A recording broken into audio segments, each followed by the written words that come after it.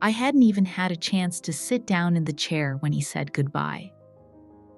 The coffee shop was crowded with light jazz music echoing softly from the speakers overhead, the rich aroma of espresso, blending with the scent of expensive pastries lingering in the air, a place that seemed perfect for love stories. But today, it had become the stage for my tragedy. I had only taken 2 steps toward the table when Jason looked up from his untouched cappuccino and said, "We need to talk." My heart sank like it was falling into an abyss. His voice was flat, almost rehearsed, without a hint of emotion. I still sat down, my palms already damp with sweat forcing a smile. "What's wrong? Is it about the caterer?" But he didn't answer. Instead, he reached into his coat pocket and placed a small velvet box on the table, not to give it to me, but to take something back. "I can't marry you, Emily," he said. Just 7 words, but they cut through me sharper than any scalpel I'd ever held in the operating room. "What?" I whispered, my voice completely faltering. He leaned back in his chair as if the burden of the lie had finally been lifted, and he was free. "It's not your fault.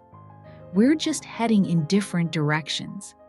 I've connected with important relationships.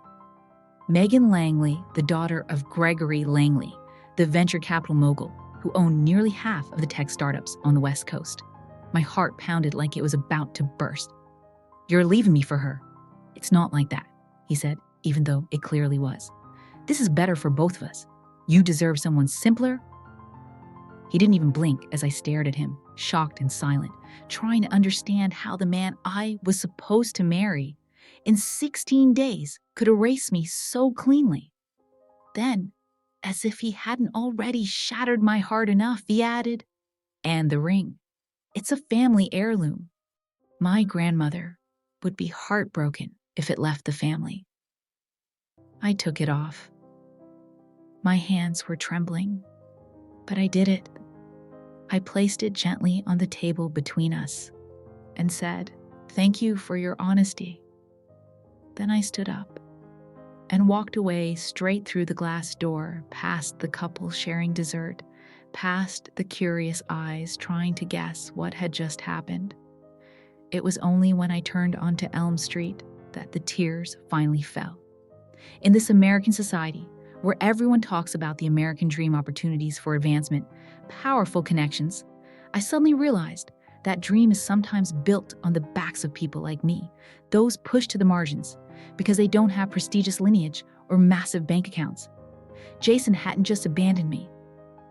He had chosen a system where money and status rule, where love is traded for important relationships. I felt not only heartbroken, but also enraged at how those with power abuse it, turning other people's lives into stepping stones for their ambitions. But at that time, I didn't know that this pain would be the spark for a bigger battle, where I would stand up against that very injustice. I didn't go back to the apartment we once shared right away. I didn't want to face the half-packed boxes or the wedding dress hanging limply in the closet like a cruel reminder of a shattered dream. I wandered down Elm Street, tears streaming down, mixing with the sudden drizzle of Montana, where people still pride themselves on that rugged American spirit. But right now, I just felt like a failure, pushed into the abyss by a social system where power and money dictate everything. Finally, as darkness began to envelop, I had to go home, or rather what used to be home. The door was ajar, and right at the threshold, my belongings were neatly arranged in labeled suitcases, clothes books, personal items, all categorized carefully, as if I were a returned package. It wasn't Jason who did this. He was never that thoughtful. It must have been his mother, who always saw me as a temporary choice, a common nurse not worthy of the prestigious Miller family. I slumped down on the floor next to those bags, I don't know for how long, my mind blank, only bone-deep pain remaining. My old studio lease had expired. I'd given it up to a medical student a few weeks ago, thinking I was about to step into a stable married life. All my savings had gone into the wedding. Now my account had barely under $100 left, and payday was still a week away. In this American society where everyone praises independence and pulling yourself up by your bootstraps, I suddenly realized how fragile the social safety net is for people like me, hardworking women on the front lines of healthcare, but easily swept away by a financial or emotional shock. With no place to turn, no close friends to call since most were mutual with Jason, I did something I hadn't done in over a year. I called my foster mom. Margaret Temple picked up on the third ring, her voice warm and steady as always, like a lighthouse in a chaotic sea. "Emily, dear, where have you been? I was about to call you about those shoes we looked at last week." I couldn't say a word. Instead, I sobbed the cries bursting out like a dam breaking. That was all it took. An hour later, I was curled up on her faded plaid sofa, clutching a steaming mug of peppermint tea, while she stroked my hair just like when I was 13, devastated by yet another failed foster placement. Margaret didn't ask questions. She understood that sometimes words only make wounds bleed more. She just draped a thick wool blanket over my legs and whispered, "Stay as long as you want. Listen to me. I have room, and you don't need to prove anything." That night, I didn't sleep. Lying on a creaky fold-out bed in the living room, I stared at the ceiling, replaying every detail of the conversation with Jason, his calmness, how he didn't hesitate. Had he ever truly loved me? Or was I just a placeholder until someone with the Langley name appeared? By dawn, the pain had cooled into something heavier. Like shame that at 28, I should have been stepping into a new life, a new chapter, my own family. But now, I was back at square one, broken, homeless, humiliated. In a country where everyone is taught to get up and keep going, I felt like a victim of silent injustice, where people like Jason and the Langley family abuse power to manipulate others' lives, turning them into disposable pawns. But this pain was igniting a fire in me, a fire of resistance, though at the time, I didn't know where it would lead me. The next afternoon, I showered, dressed, and returned to the hospital as if nothing had happened, as if my heart hadn't been torn apart, as if I were still the cheerful nurse, Emily Carter, about to enter a happy marriage. My colleagues smiled and greeted me some, asking about wedding plans, and I responded with a forced smile, nodding, lying that everything was fine, because admitting the truth right now would be like ripping open a wound trying to heal. In American society, where everyone is taught to keep a strong face and keep working, I felt like I was performing a play that women like me often have to act in hiding personal pain to maintain a professional image, while people like Jason and Megan Langley continue their luxurious lives without a scratch. But as I changed into scrubs and checked the patient list, I knew one thing for sure. I couldn't stay in this town forever, couldn't live with the haunting memories, couldn't watch Jason Miller and Megan Langley toasting champagne to their well-matched future just across the state line, while I had nothing left but pain and emptiness. 3 days passed, 3 long days, where I just went through the motions on the hospital floor, trying to keep my inner self from shattering. I smiled when people asked about the wedding, said it was postponed, that Jason had a sudden business trip, that I was fine. I said too much, but each lie was like a temporary bandage holding my soul from bleeding. Then, on the 3rd day, as I was checking an IV line for the patient in room 8, Rachel, the straightforward, no-nonsense head nurse, poked her head in and said, "You still looking for a miracle to get out of here?" I blinked. "What?" She motioned me into the hallway and lowered her voice. "You remember Lily from neurology? She took a private care job a month ago, sky-high pay live-in, but quit last week. couldn't stand the guy. What guy? Rachel raised an eyebrow. Some rich tech mogul paralyzed. Lives up on Cypress Hill in a who could afford this kind of house? Heard he's a nightmare, but pays triple what we make here. Private room, meals included, no roommates, no night shifts. One patient. I hesitated. I'm not a caregiver. You're a nurse with 5 years' experience, she shot back. You're more qualified than half the people they've hired. And trust me, this guy scares off most in 2 weeks. You're stubborn. That could be an advantage. I almost laughed, not sure what part of me was still considered stubborn when everything inside seemed cracked. But the word escape in her voice echoed loudly, like a call from deep within, reminding me that in the American spirit, we always have second chances, opportunities to stand up against injustice, whether from the social system or fate itself. You have contact info? I asked. 10 minutes later, she handed me a small card with Margaret Temple's name, written in elegant, sharp script, and a phone number below. It was midnight before I called. I stood in the alley behind Margaret's house, bundled in a coat, breathing the cold Montana air, my hands shaking on the phone. Margaret Temple answered on the second ring. Yes, I'm Emily Carter. I was referred for the live-in nurse position. A pause. Then, are you available for an interview tomorrow morning at 9 inches? I blinked. Yes, I can be there. Bring your credentials and references. Address will be texted shortly. Don't be late. The call ended. In that moment, I felt a flicker of hope. Not just a job, but a chance to resist the injustice that had pushed me to the brink, to prove that even the discarded can find strength to change their fate. But I didn't know yet that this opportunity would lead me into a bigger battle, where I would face those who abuse power head on and find not only justice, but myself. At 4:30 a.m., I caught the earliest flight from Helena to San Francisco, then switched to a local shuttle, climbing up Cypress Hills, leaving the real world behind with winding roads and fog enveloping like a veil of secrecy.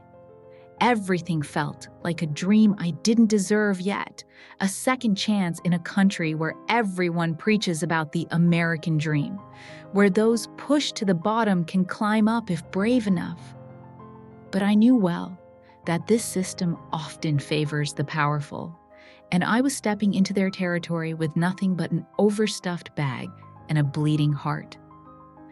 As the taxi approached, the long black gate swung open, and in that moment, I almost told the driver to turn around. Too late.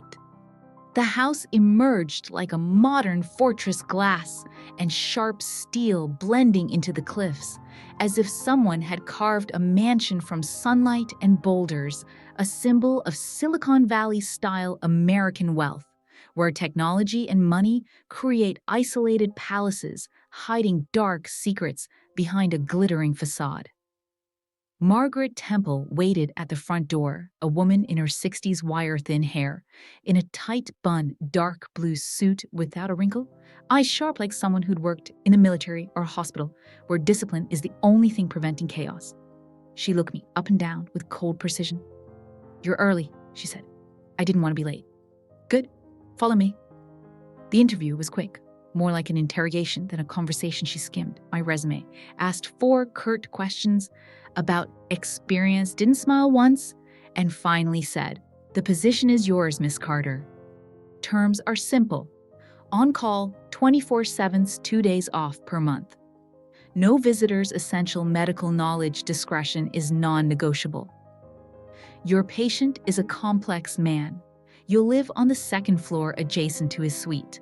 Meals and lodging included. Salary $12,000 per month, plus performance bonuses based on condition progress." I tried not to react, gripping the chair arms to keep from laughing out loud, because that number was triple my hospital pay, enough to rebuild my life from the ashes. But in this American society where such wealth often comes with invisible strings, I wondered if this job was a trap, Another way for the powerful to control others, turning them into tools for their pain and ambitions. I had no other plans, just the duffel bag and a bleeding heart. So I said yes, said it without hesitation. Margaret pushed a stack of papers across the desk. Your contract. Review it carefully before tomorrow. Your patient is Mr. Ryan Hale.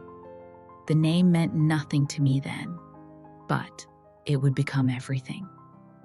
The next morning, I stood outside his door file, in hand, heart pounding like a drum.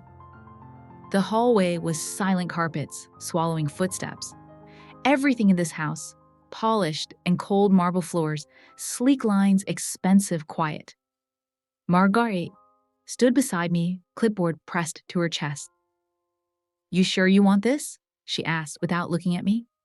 I signed the contract. That's not what I asked. I swallowed hard. Yes. She knocked twice, but then opened without waiting for a response. The room was vast, too vast, high ceilings, glass, honest walls overlooking redwood forests, sunlight filtering onto pale wood floors. It was less like a bedroom and more like a throne room for ghosts. He sat by the window in a sleek black wheelchair back to us. Mr. Hale, Margaret said sharply. Your new nurse is here, Emily Carter. He didn't turn right away, just sat there, fingers tapping lightly on the armrest. Then finally, he wheeled around and my breath caught. I didn't know what I'd expected, an old, frail man perhaps. But Ryan Hale was young, mid-30s, tall, even-seated, dark, short hair, square jaw, eyes sharp as cut glass. But there was something weary about him, pale skin, gaunt frame, and the expression that was the warning. He looked at me like I'd already disappointed him. So, they've sent another one, he said, voice deep and biting. I opened my mouth to speak, but he cut me off. What's the bet this time? Margaret, a week, 10 days? Margaret didn't answer. She just said, I'll leave you two to get acquainted, and left, closing the door. Silence stretched. I'm not here to bet, I said finally, just to do the job. He rolled closer a few feet, observing me like a painting he didn't like. And what do you think the job is? Medications, physical therapy, monitoring vitals, recovery support? He snorted. You forgot the sympathetic nodding when I fail to walk again. People usually like that part best. I didn't flinch. I'm not here to pity you. He tilted his head slightly. Oh, that's new. Most break by day 3. Maybe I'll surprise you. Maybe, he said, though the smirk clearly showed he didn't believe a word. In that moment, I realized Ryan Hale wasn't just a patient. He was a symbol of the wounded powerful, those who use bitterness to hide fear, but also victims of a system where power is abused. And I, a discarded nurse, was stepping into a battle to prove that compassion and inner strength can stand against it all. We got through the first day in awkward silence, tense like a string that could snap at any moment. I managed his medications, reviewed the physical therapy plan, noted meticulously while Ryan kept dropping sarcastic remarks, testing me, pushing me to the edge, as if he were checking if I was another victim of the power system, someone who'd easily give up under pressure from people like him. I didn't bite. I'd worked with amputee veterans, screaming teens, through injections, mothers crying in morphine hazes. Ryan Hale couldn't intimidate me, though his bitterness sometimes reminded me of Jason, how those accustomed to power use words as weapons to control others. That evening, as I prepared his room for sleep, he suddenly said, "You're not like the others." I looked up from the drawer. "No, you haven't asked about the accident." I nodded. "I figured you'd tell if you wanted." Another pause. Another surprise. "It was a ski trip," he said finally. "Solo. Lost control on the slope. Woke up in a helicopter. Haven't stood unsupported since." I nodded. "Thank you for telling me." He stared at me for a long time. "Why did you take this job?" I needed it. Not the money. Why this job? I met his eyes straight. Because I've been betrayed. Because I know what it feels like to be discarded. His expression changed just for a moment, like a crack in a wall that shouldn't be there.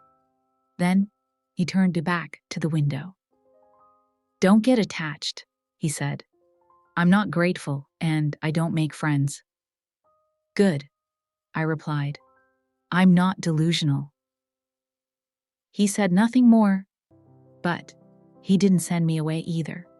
In this American society, where everyone praises individual resilience, pull yourself up by your bootstraps, I saw in Ryan the flip side of that dream, the wounded, powerful hiding pain behind a tough shell victims of the very system they once dominated. And I, a woman pushed to the edge, was trying to build a bridge, proving that compassion can break through those barriers of injustice. It happened on the 5th night. I shouldn't have been awake, but the wind howled outside the window from midnight, rattling the glass, they like a restless ghost, undecided whether to come in or stay out. I got up to close the curtains and saw the light still on in the West Wing gym, where Ryan rarely let anyone in alone. At first, I ignored it, telling myself he probably fell asleep watching TV. But a quiet instinct pulled me. I threw on a sweater, padded silently down the quiet hallway, and pushed the gym door just enough to peek through.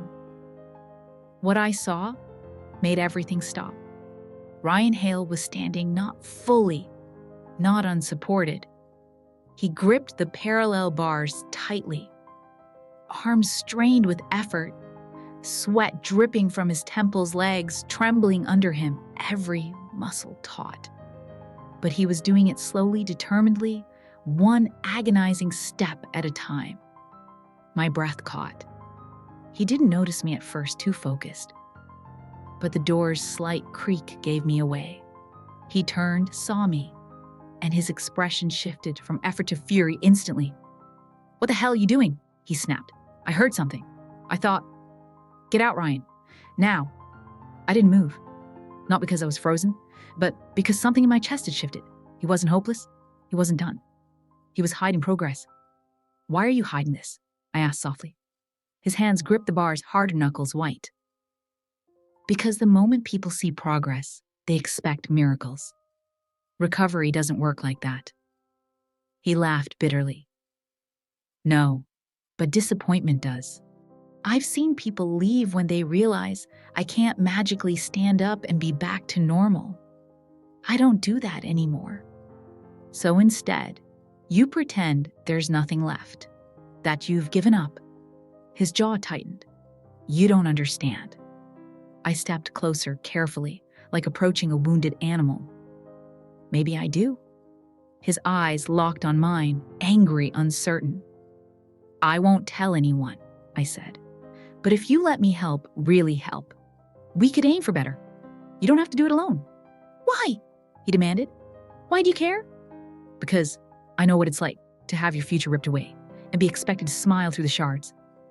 He stared at me, breathing ragged sweat glistening on his skin. I thought he'd yell, more, send me out, threaten to fire me. Instead, he lowered himself slowly back into the wheelchair, silent, exhausted. Finally, he muttered, fine. My heart leapt. We keep it between us, he added. No one knows. I understand. And you follow my lead. I say, stop, we stop. I say, go you help. That's all. Deal. He studied me, eyes still sharp. But something had changed. Something unspoken. You're not like the others. I shrugged. I'm not trying to be. In that moment, I felt a real shift. Not just in him, but in me too. As if we were together, resisting the injustice of fate and society, where power often crushes the weak, but true strength lies in perseverance and mutual trust.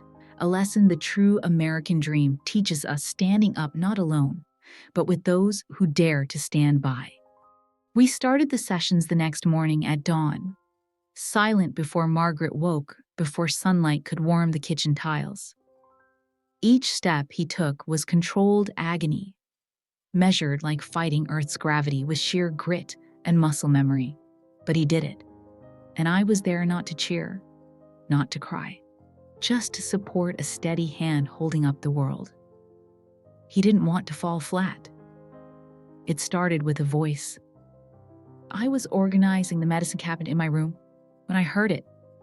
Deep, confident, too smooth, masculine, not Ryan's, not house staff. Curious, I moved quietly toward the main hallway and followed the sound to the west sitting room. There, lounging on the leather sofa, was a man in his early 40s, expensive watch glinting in the morning light, holding a glass of something not juice. Ryan, you look like hell, he laughed. Ryan, seated across, gave a forced smile. Nice to see you too, Eric. That was the first time I met Eric Thorne, Ryan's longtime business partner, the man who, according to Margaret, had stepped up to run Hale Nexus Technologies after Ryan's accident. Something about him made my skin crawl. Maybe the way he looked at Ryan, like assessing his remaining value, or how his eyes lingered on me when I entered with the tea tray, slow, appraising, invasive. This, the new one, he asked. Emily Carter, I said, evenly setting the tray down. She any better than the last three? Eric jabbed, sipping his drink. She's not here for your entertainment, Ryan replied coldly. She's my nurse. The conversation shifted to business mergers, investor tensions, government contracts.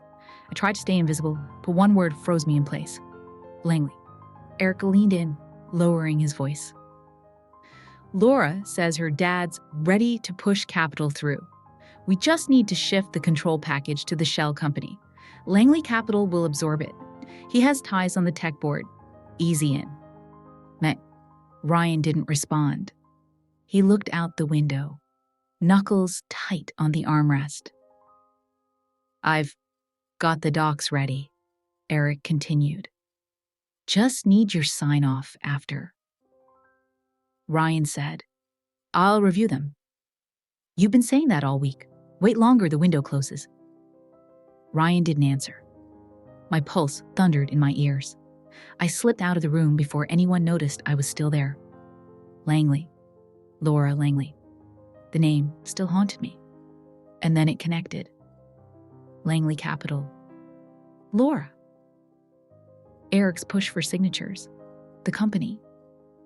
They were trying to take it seize control while Ryan was recovering. And if Laura was involved, Megan Langley couldn't be far. My chest tightened as I returned to my room and closed the door. Was this connected to what happened to me? Was I just collateral caught in the crossfire of something bigger? Or worse, did they choose me because I was the girl? No one would suspect in this American society, where tech moguls and investors like Langley Capital abuse power to manipulate businesses, turning people like Ryan into victims of bottomless greed.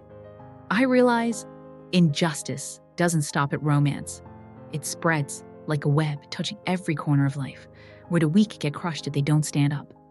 That night, I couldn't hold it in. While helping Ryan with stretches, I broke the silence. There's something I overheard today about your company. He didn't look at me. Go on. I told him everything, verbatim, names, phrases, tone. I even mentioned Megan Langley. That's when he paused. You know her? My ex left me for her.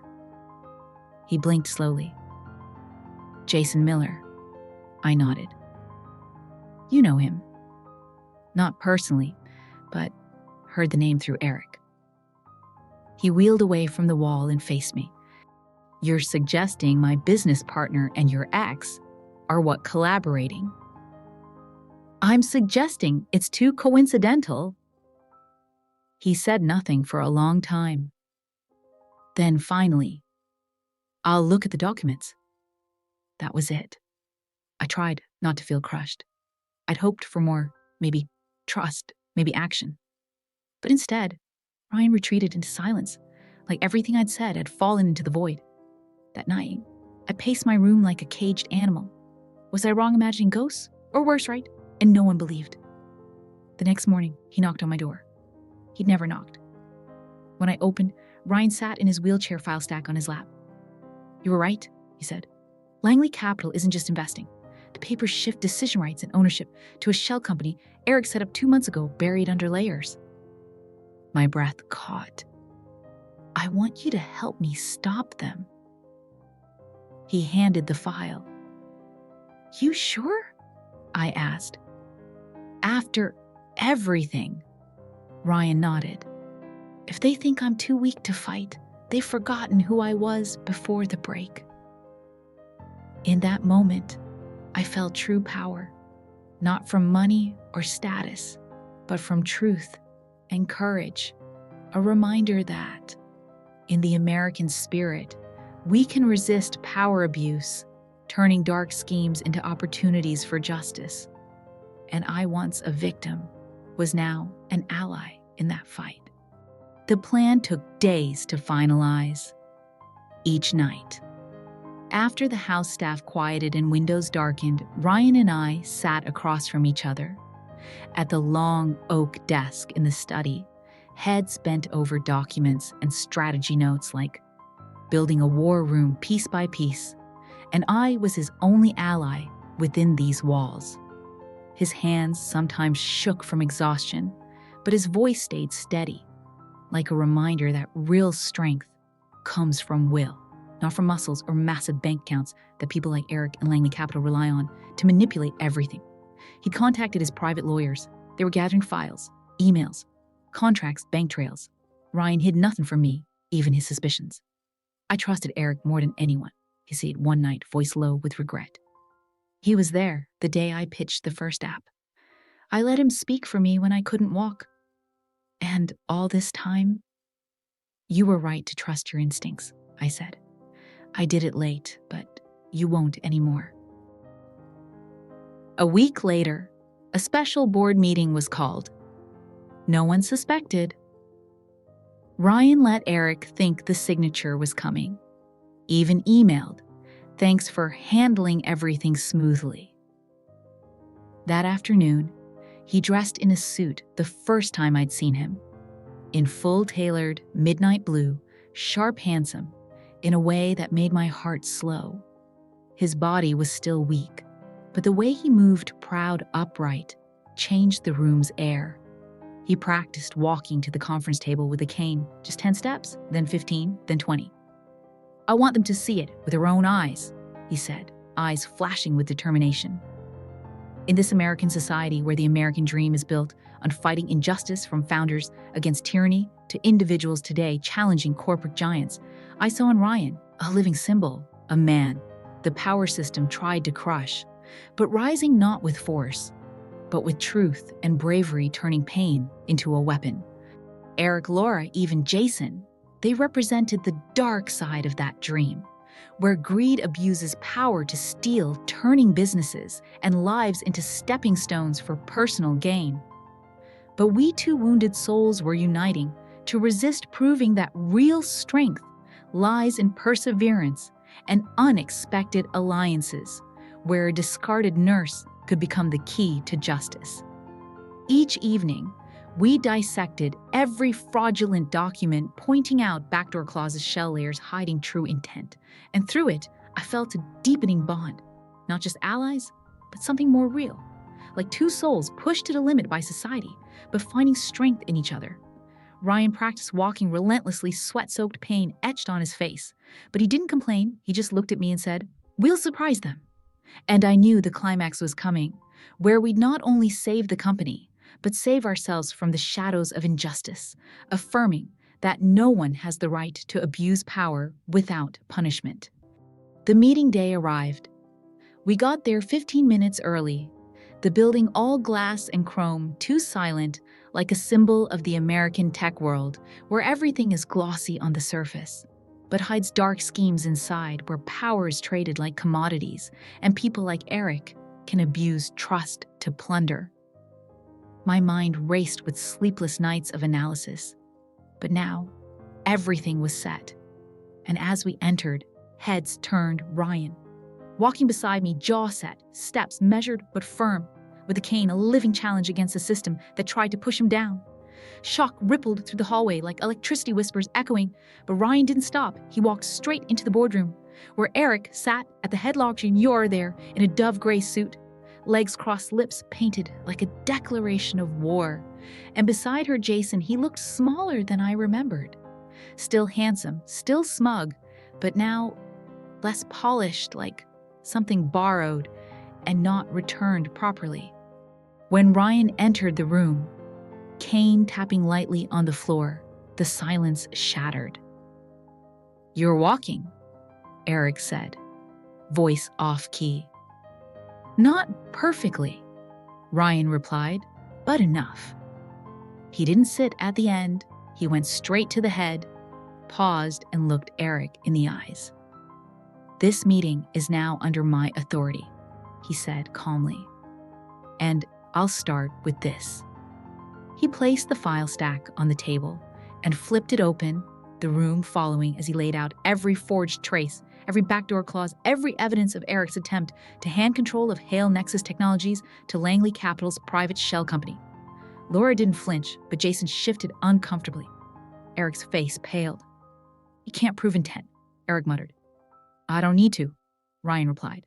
"I just need to prove breach of fiduciary duty, which I just did." The board murmured. The general counsel stood. "Mr. Hale, do you want to call for a no-confidence vote now?" "I do," Ryan said, effective immediately. Chaos erupted. Laura stood first, heels clicking like gunfire. "You don't know who you're messing with, Ryan." "Oh, I do," he said softly. "A woman hiding behind her father's name and a man who sells out everything for shortcuts." She smirked. "And your nurse." "What? She's co-founder now?" Ryan turned to me. "She's the reason I'm standing here." Jason looked away. The board voted unanimous. Eric out. Contracts voided. Control back. As the room emptied, Ryan and I stayed alone. He leaned on the cane, breathing hard but eyes shining. "You did it," I whispered. "No," he said. "We did." And then, just for a moment, he smiled, wide, full reel. And I realized something I hadn't dared believe until then. He wasn't the only one taking first steps today. In this American society, where the American dream is tested by those who abuse power to manipulate and plunder, we had proven that justice isn't a fantasy. It's the result of perseverance, truth, and the courage to stand against injustice, turning victims into heroes and reminding that no one, no matter how wealthy or connected, has the right to crush others without punishment. Part 9. Aftermath and Conclusion. The boardroom gradually fell silent, leaving only the echo of victory. Not cheers, but a profound stillness, like when a storm dissipates, leaving a clear sky. Ryan still leaned on his cane, his breathing slowing, his eyes sparkling not just from exhaustion, but from pride. The pride of a man who had reclaimed what was stolen, not just the company, but himself. I stood there, feeling like I'd crossed an invisible threshold too, where I was no longer the discarded nurse, no longer a victim of betrayal or a system of injustice where power and money manipulate everything.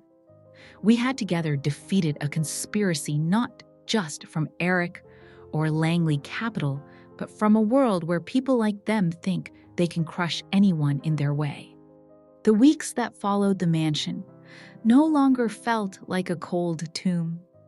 I opened the windows more, letting light flood the hallways, letting the wind from Cypress Hills carry the fresh scent of redwoods.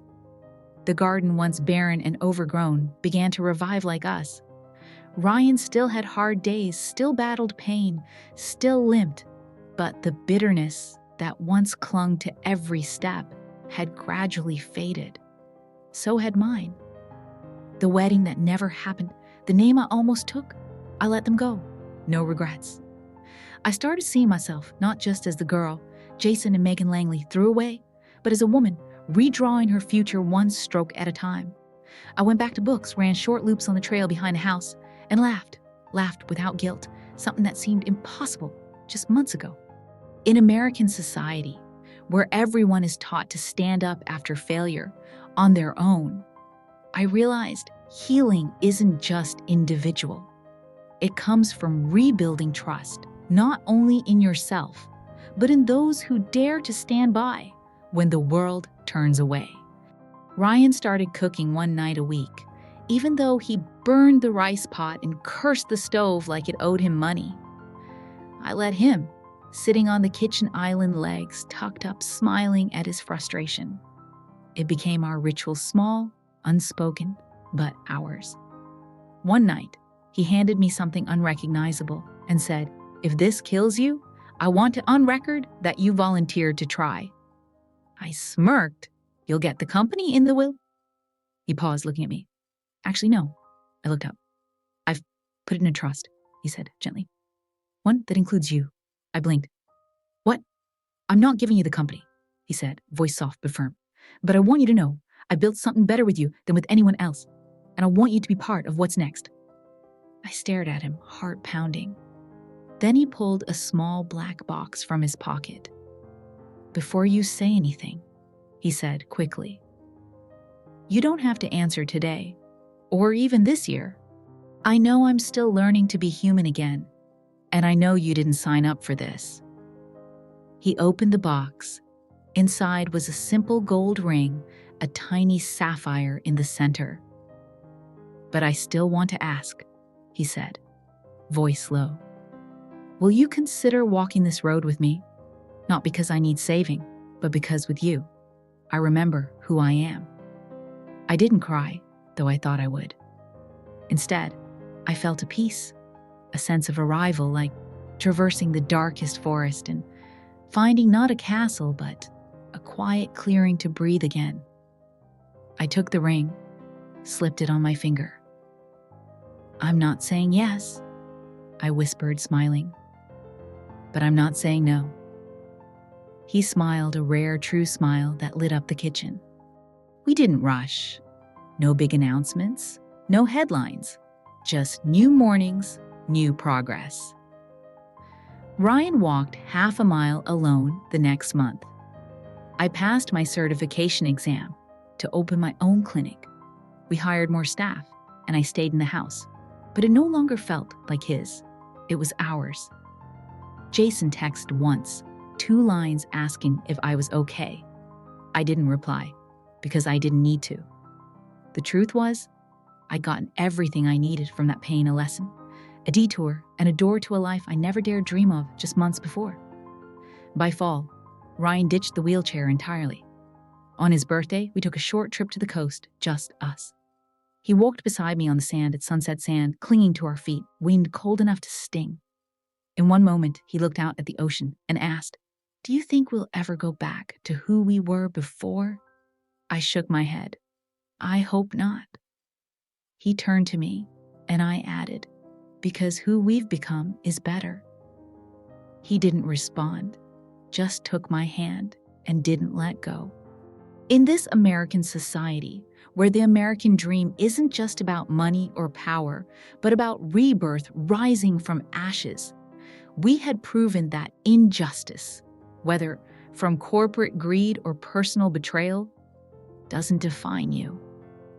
Ryan and I, 2 people wounded by the power system, had found strength not just to fight, but to love, to rebuild, to become better versions of ourselves. That's the true American spirit, not winning by crushing others, but by lifting each other up, turning scars into badges of resilience. Lessons learned. This story proves a truth: when power goes too far, a firm stand can rewrite the rules. Injustice, whether from abusers like Eric and Langley Capital, or personal betrayal like Jason, isn't the end. It's a call to stand up not just for yourself, but for others crushed by the system. The lesson for readers: never let anyone silence your voice. Fight fiercely, because that's the American way, where courage and compassion can defeat even the mightiest power giants.